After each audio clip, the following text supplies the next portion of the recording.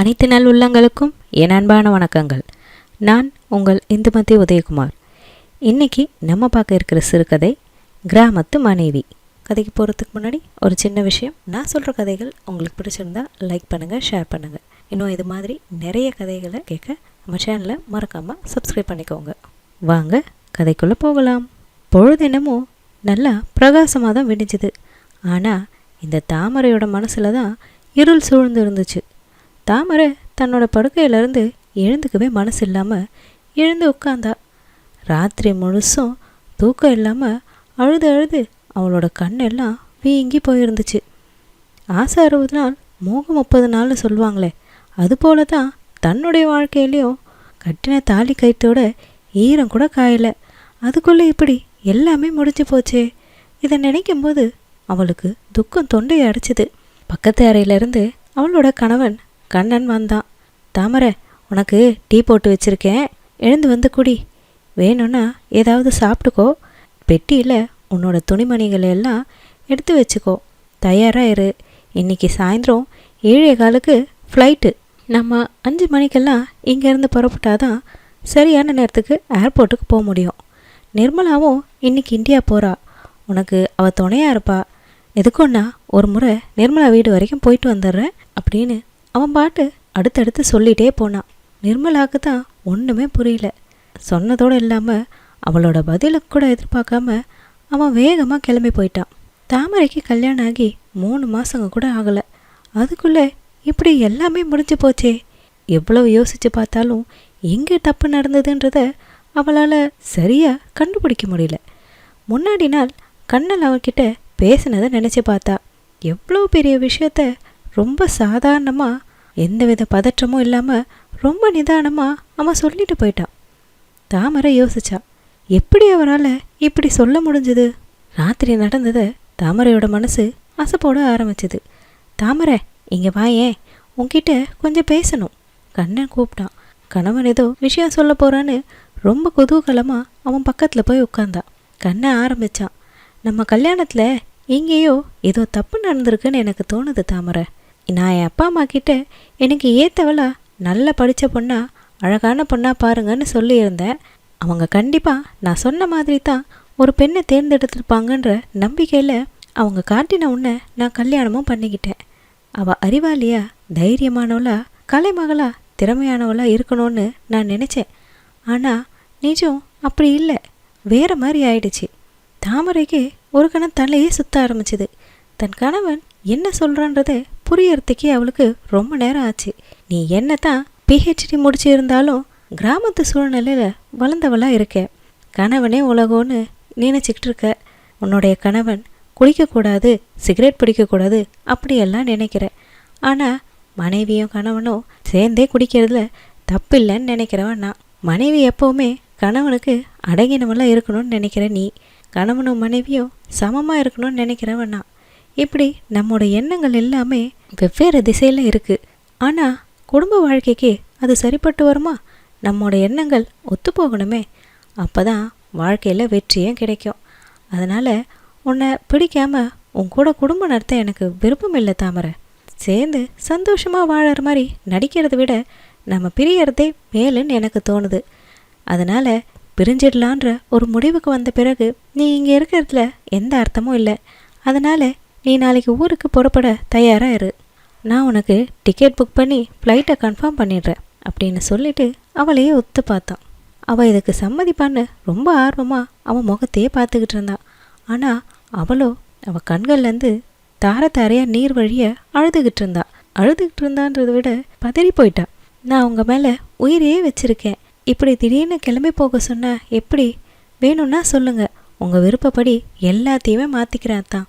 நான் ஏதாவது தப்பு செஞ்சிருந்தா கூட என்னை மன்னிச்சிருங்களேன். ஆனால் தயவு செய்து இந்த பிரியலான்ற வார்த்தையை மட்டும் சொல்லாதீங்க. என்னால் அதை தாங்கிக்கவே முடியாது. நான் நிஜமாகவே சொல்கிறேன். நீங்கள் எப்படி சொல்கிறீங்களோ நான் அப்படியே மாற்றிக்கிறேன் என்ன. ஆனால் என்னை இந்தியாவுக்கு மட்டும் அனுப்பிடாதீங்க அத்தான்னு கெஞ்சி அழ ஆரம்பித்தா. அதோட என்ன தப்பு பண்ணேன்னு அவன்கிட்ட கேட்டா. கண்ணன் நிதானமாக சொன்னான். நீ எந்த தப்பும் செய்யலை தாமரை. நீ ஒரு அழகான அடக்கமான குடும்ப பெண். ஆனால் எனக்கு பொருத்தமானவளாக கேட்டால் அது கண்டிப்பாக சந்தேகம்தான். ஏன்னா எனக்கு தகுதியான பெண் நீன்னு எனக்கு தோணவே இல்லை. நான் நினைக்கிற தகுதிகள் எல்லாம் உன்கிட்ட இல்லவே இல்லை. உன்னை பிடிக்காம போலியா வாழ்க்கை நடத்த எனக்கு உடன்பாடு இல்லை. அதனால தான் நீ இந்தியாவுக்கு கிளம்புன்னு சொல்கிற. அதோட இந்தியாவுக்கு போனதும் இப்படியே உன் வாழ்க்கையை வாழ்ந்துடலான்னு நினைக்காத. உன்னுடைய திறமைகளை இன்னும் வளர்த்துக்கோ. நான் ப்ராஜெக்ட் முடிச்சுட்டு இந்தியா வந்ததும் கண்டிப்பாக உன்னை கூட்டிகிட்டு போகிறேன் அப்படின்னு சொன்னான். அவனோட இந்த பதில் கண்டிப்பாக அவளை சம்மதிக்க வைக்கத்தான் அவன் சொல்கிறான்னு தோணினாலும் ஏதோ ஒரு மூலையில் அவனை நம்பலான்னு உள் மனசு சொல்லுச்சு. அதனால் மேற்கொண்டு எந்த ஆர்ப்பாட்டமும் பண்ணாமல் கண்டிப்பாக தன்னை தேடி அவள் இந்தியா வருவான்ற நம்பிக்கையில் அவள் அமைதியானான். துணிமணிகளை ஒன்றொன்னா எடுத்து தன்னுடைய பெட்டிக்குள்ளே வச்சுக்கிட்டு இருந்தா. கைதான் வேலை பார்த்ததை தவிர்த்து வேற ஏதோ யோசனையில் இருந்துச்சு. கடந்த 3 மாதங்களாக அவளோட வாழ்க்கையில் நடந்த ஒவ்வொரு சம்பவங்களாக அவன் நினச்சி பார்த்தா. கண்ணை ஒரு நாளும் அவள் விருப்பம் இல்லாமல் அவளை தொட்டதே இல்லை. முதலிரவு அன்னைக்கு கூட அவனை நமஸ்காரம் செஞ்சப்ப, சீச்சி என்ன இது தாமரை, எனக்கு இதெல்லாம் பிடிக்காது. நீ ஒன்றும் எனக்கு அடிமை இல்லை. கல்லானாலும் கணவன், புல்லானாலும் புருஷன்னு சொல்கிறதெல்லாம் போய். பரஸ்பரம் ஒருத்தர் நல்லா புரிஞ்சு நடந்துக்கிறது தான் ரொம்ப முக்கியம். இந்த கல்யாண சடங்குகளால் ரொம்ப டயர்டாக இருப்ப, அதனால் நீ தூங்கு. எதுவாக இருந்தாலும் நாளைக்கு பேசிக்கலாம் அப்படின்னு சொல்லிட்டான். அந்த ஒரு குணமே அவளுடைய மனசில் அவன் மேலே அசைக்க முடியாத ஒரு அன்பை ஏற்படுத்துச்சு. அதன் பிறகு தேனிலவுக்கு கொடைக்கானல் போனாங்க. அவளோட உணர்வுகளை அவன் மதிக்கிறது அவளுக்கு ரொம்ப பிடிச்சிருந்தது. எல்லாமே தான் செஞ்ச பாக்கியமாகவே நினச்சா. கல்யாணத்துக்கு வந்தவங்க கூட இவ ரொம்ப அதிர்ஷ்டக்காரி தான், வெளிநாட்டு மாப்பிள்ளையா கட்டிக்கிட்டாலே அப்படின்னு ரொம்ப பெருமையாக சொன்னாங்க. ஆனால் இவ்வளோ நல்ல வாழ்க்கை கிடைச்சும் அதை தக்க வச்சுக்க தெரியாமல் இப்படி கோட்டையை விட்டு துரதிர்ஷ்டசாலி ஆயிட்டோமேன்னு ரொம்ப கஷ்டப்பட்டா. 2 பேரும் சிங்கப்பூர் புறப்பட்டப்போ கூட வழி அனுப்ப வந்த அவளோட அப்பா அம்மா, உன் புருஷனோட மனசு கவனிக்காமல் நடந்துக்கோமா அப்படின்னு அறிவுரைகள் தான் சொல்லி அனுப்பினாங்க. அதெல்லாம் அவளுக்கு இப்போ ஞாபகம் வந்துச்சு. இப்போ இவ மட்டும் தனியாக போனால் என்ன நினைப்பாங்க? எவ்வளவு சொல்லியும் இப்படி எல்லாத்தையும் கெடுத்து குட்டிச்சிவராக்கி வந்துட்டேடின்னு அவளை தான் ஏசுவாங்க. ஏண்டி திரும்பி வந்தேன்னு அவங்க கேட்டால் என்ன சொல்லி சமாளிக்கிறதுன்னு ரொம்ப குழப்பி போய் யோசிச்சுட்டு இருந்தா. இந்த சிங்கப்பூர்லேயோ கண்ணனை தவிர்த்து அவளுக்கு யாரையுமே தெரியாது. எல்லாத்தையும் தனக்குள்ளே அசை போட்டுக்கிறத தவிர வேற வழி இல்லை. ஏன்னா தன் மனக்குமரல்களை வேற யார்கிட்டையும் சொல்கிறதுக்கு இந்த சிங்கப்பூரில் அவளுக்கு தான் வேற யாரையுமே தெரியாதே. ஆனால் தாமரைக்கு கணவன் மேலே கொஞ்சமும் கோபம் இல்லை. எல்லாத்துக்கும் தான் தான் காரணமோன்னு அவளே தன் மேலேயே ஒரு பழி போட்டுக்கிட்டா. திரும்ப திரும்ப அவளோட எண்ண அலைகள் அவளுக்குள்ள ஆர்ப்பரிச்சுது. அவர் என்னை நல்லா தான் கவனிச்சுக்கிட்டார்.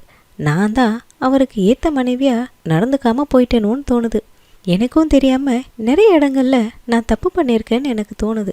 அன்னைக்கு அவரோட ஆஃபீஸ்லேருந்து அவர் ஃப்ரெண்ட்ஸ் எல்லாம் பார்ட்டிக்கு வந்திருந்தாங்க. அப்போ கூட அவர் ஆசையாக வாங்கி தந்த அந்த ஹீல் ஸ்டெப்பில் போட்டுக்கிட்டு நடக்க தெரியாமல் நடந்து கால் தவறி கீழே விழுந்து, அவருக்கு எவ்வளோ அவமானமாக இருந்திருக்கோம். வந்தவங்க எல்லாரும், என்ன கண்ணன் உங்கள் மிஸ்ஸஸ் பேசவே மாட்டாங்களா அப்படின்னு கேட்கும்போது அவர் எவ்வளோ வருத்தப்பட்டிருப்பாரு. நானும் தான் படிச்சிருக்கேன், ஆனால் என்ன பிரயோஜனம்? சகஜமாக 4 பேர்கிட்ட பேச முடியுதா? இல்லைன்னா சரளமாக இங்கிலீஷ் பேச தான் வருதா? ஒன்றுமே முடியலையே. ஒரு நாள் அவர் மேலே குடி வாசனை வந்த மாதிரி இருந்துச்சு. அப்பவும் நான் சும்மா இருந்திருக்கணுமே. ஆனால் அதை விட்டுட்டு ஏன் குடிச்சிங்கன்னு அவர்கிட்ட சண்டை போட்டேனே. அவரோட வேலை பார்க்குற அந்த நிர்மலாவை போல் நானும் கம்ப்யூட்டர் வேலையெல்லாம் கற்றுக்கிட்டு இருந்திருக்கணும். நல்ல வேலைக்கு போயிருக்கணும். தைரியமானவளாக இருந்திருக்கணும். இதெல்லாம் தான் சேர்ந்து அவருக்கு என்ன பிடிக்காமல் போயிருக்கோன்னு அவளா ஒரு சில காரணங்களை யோசிக்க ஆரம்பித்தா. தப்பு என்கிட்ட தான் இருக்குது, அதனால் நான் தான் என்னை மாற்றிக்கணும். இப்படி அவள் சமாதானப்படுத்திக்கிட்டாலும் பிரிவை நினைக்கும் போது துக்கம் தொண்டையை அடைக்க ஆரம்பிச்சுது. கண்ணன் சிங்கப்பூரில் ஒரு மல்டிநேஷ்னல் கம்பெனியில் ப்ராஜெக்ட் மேனேஜராக வேலை பார்க்குறான். அவனோட பெற்றோர் இந்தியாவில் இருந்தாங்க. அவன் அப்பா அம்மா அவன் சொன்னபடியே அவனுக்கு பெண்ணும் பார்த்தாங்க. தாமரையோட அடக்கமும் அமைதியும் அவங்களுக்கு ரொம்ப பிடிச்சிருந்தது. அதனாலேயே பார்த்த சீக்கிரத்துலேயே தாமரை தான் தங்களோட மருமகளாக வரணும்னு அவங்க முடிவும் செஞ்சாங்க.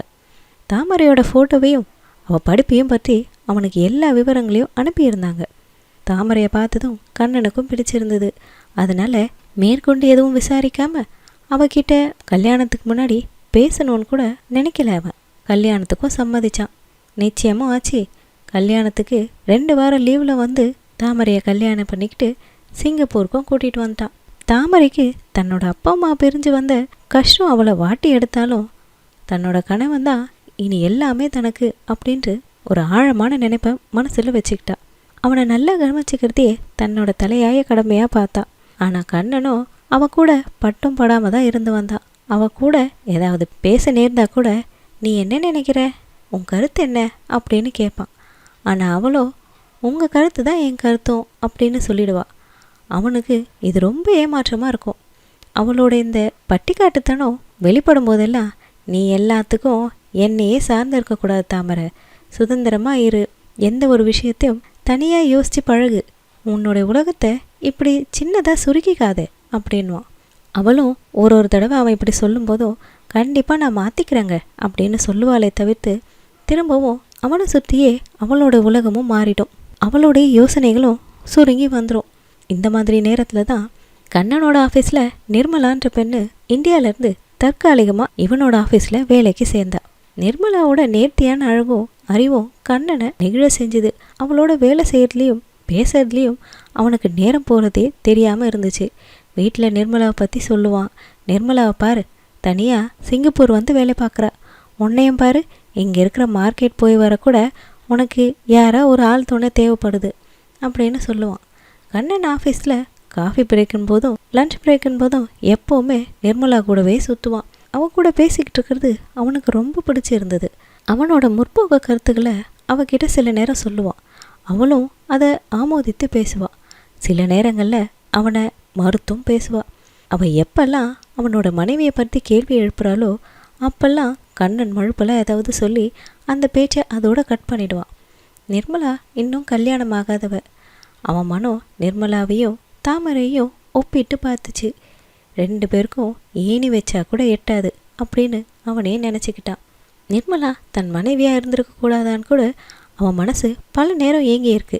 என்னத்தான் கண்ணன் இப்படி நினச்சாலும் நிர்மலா கண்ணனோட பழகுற தன்னோட அளவை நட்புன்ற எல்லை வரைக்கும் தான் வச்சிருந்தா. ஆனால் அவன் மன ஓட்டங்களை அவளால் ஓரளவுக்கு உணர முடிஞ்சது. கண்ணன் தன் மனைவியை வெறுக்கிறானோ அதற்கு தான் ஒரு காரணமாக இருக்கக்கூடுமோன்ற சந்தேகம் அவளுக்குள்ளேயும் எழுந்துச்சு. இது எல்லாம் உறுதியாகிறதுக்குள்ள கண்ணன் இப்படி ஒரு முடிவை எடுத்துட்டான். நிர்மலா இந்தியா புறப்படுறதுக்கு தயாராயிட்டா. அவன் இந்த முடிவை எடுக்கிறதுக்கும் நிர்மலா வந்த வேலை முடிஞ்சு இந்தியா கிளம்புறதுக்கும் சரியாக இருந்துச்சு. அவளுடைய ஆஃபீஸ் வேலைகள் எல்லாம் முன்னாடி நாளே முடிஞ்சிருந்தது. எல்லார்கிட்டேயும் வெடிப்பட்டுக்கிட்டா. ஷாப்பிங் வேலைகளும் ஓரளவுக்கு முடிஞ்சிடுச்சு. இன்னும் வாங்க வேண்டிய பொருட்கள் லிஸ்ட்டை சரி பார்த்துட்டு இருந்தா.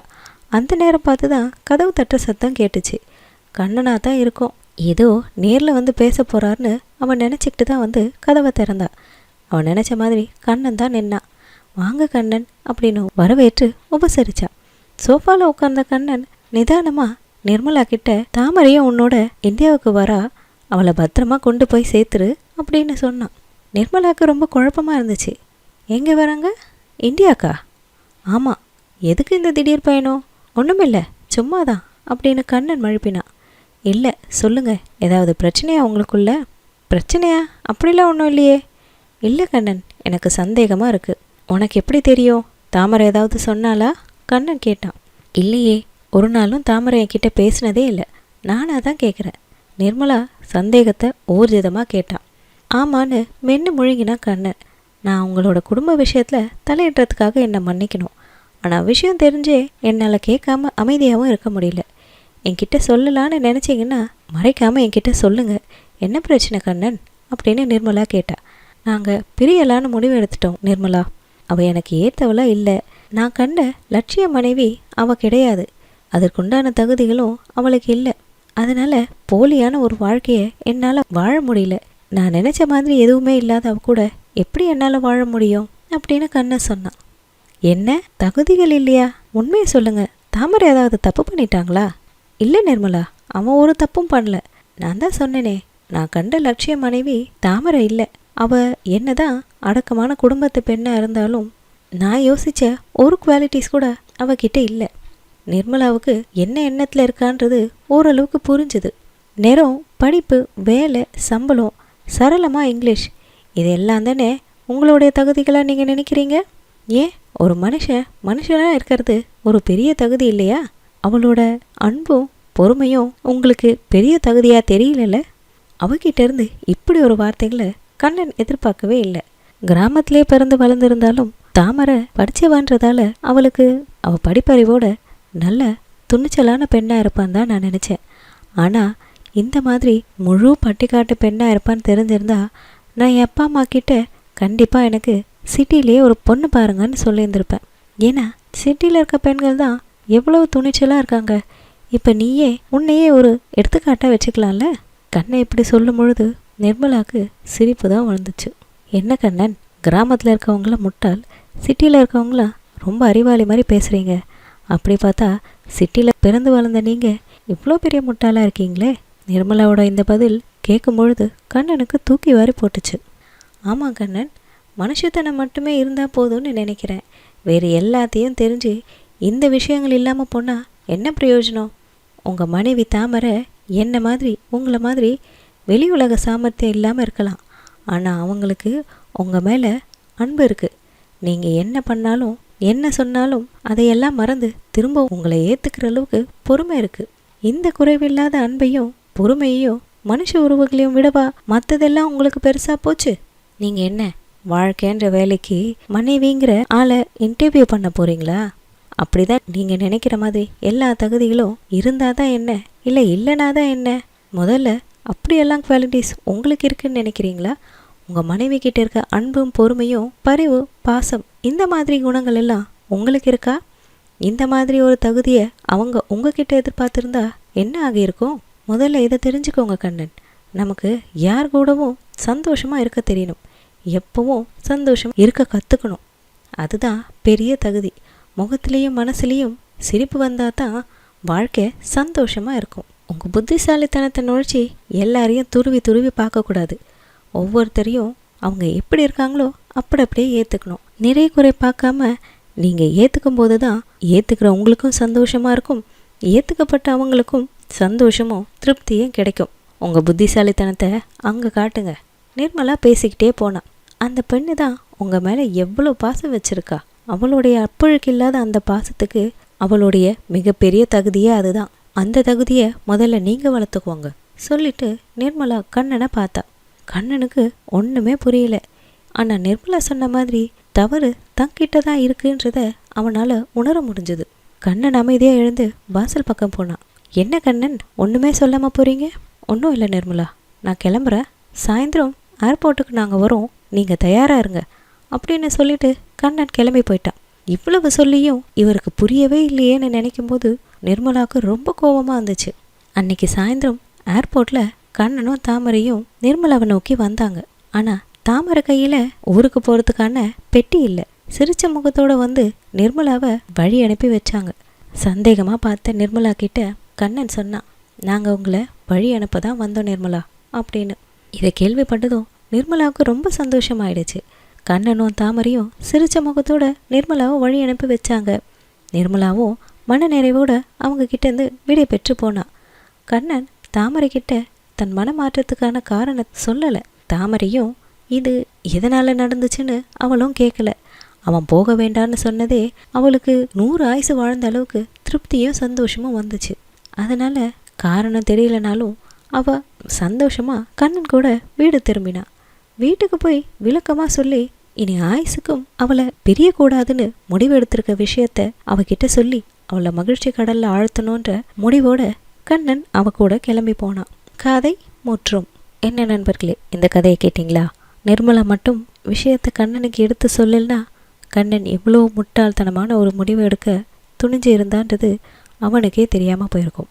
அழகும் பகட்டும் துணிச்சலாக நடந்துக்கிறது இந்த மாதிரி விஷயங்கள் தான் தகுதிகள்னு கண்ணன் தப்பாக நினச்சிட்டு இருந்திருக்கான். ஆனால் அன்பு பாசம் பொறுமை அக்கறை இதெல்லாம் எவ்வளோ பெரிய விஷயங்கள், அதெல்லாம் தனக்கு இல்லைன்றத அவன் கொஞ்சம் கூட உணரலை.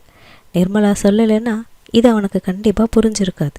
ஏன்னா தாமரை இதெல்லாம் சொல்கிறதுக்கோ அல்லது எடுத்து காட்டுறதுக்கோ அவளுக்கு சந்தர்ப்பங்கள் கொடுக்கப்படலை. அவன் நேரடியாக வந்து இந்தியாவுக்கு கிளம்புன்னு சொன்னதும் அவளுக்கு தான் என்ன தப்பு பண்ணியிருக்கோன்றது கூட அவளுக்கு தெரியாமல் போயிடுச்சு.